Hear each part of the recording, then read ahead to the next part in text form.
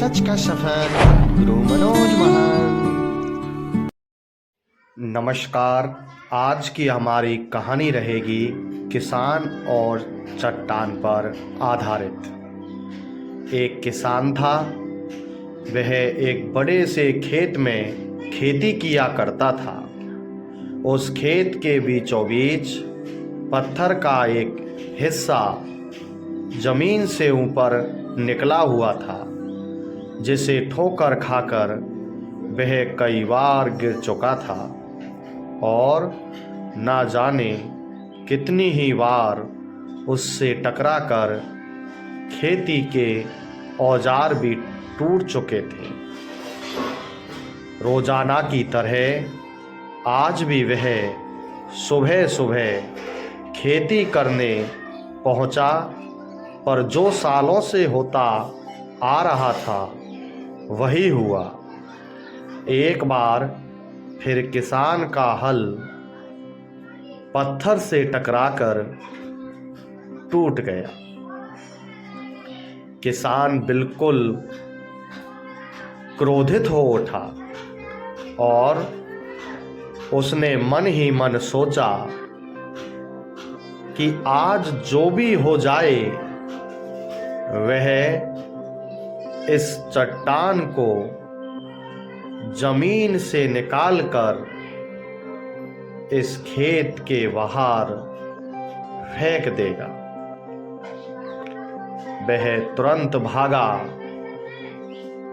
और गांव से 4-5 लोगों को बुला लाया और सभी को लेकर वह उस पत्थर के पास पहुंचा। मित्रों, किसान बोला, ये देखो, जमीन से निकले चट्टान के इस हिस्से ने मेरा बहुत नुकसान किया है और आज हम सभी को मिलकर इसे जड़ से निकालना है और खेत के बाहर फेंक देना है। और ऐसा कहते ही वह फावड़े से पत्थर के किनारे वार करने लगा। पर ये क्या, अभी उसने 1-2 बार ही मारा था कि पूरा का पूरा पत्थर जमीन से बाहर निकल आया। साथ खड़े लोग भी अचरज में पड़ गए और उन्हीं में से एक ने हंसते हुए पूछा, क्यों भाई, तुम तो कहते थे कि तुम्हारे खेत के बीच में एक बड़ी सी चट्टान दबी हुई है, पर ये तो एक मामूली सा पत्थर निकला। किसान भी आश्चर्य में पड़ गया।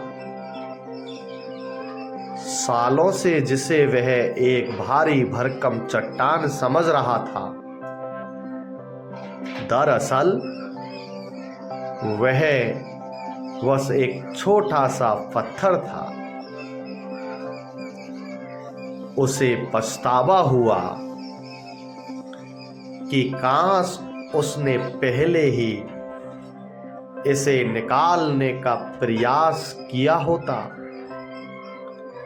तो ना उसे इतना नुकसान उठाना पड़ता और ना ही दोस्तों के सामने उसका मजाक बनता।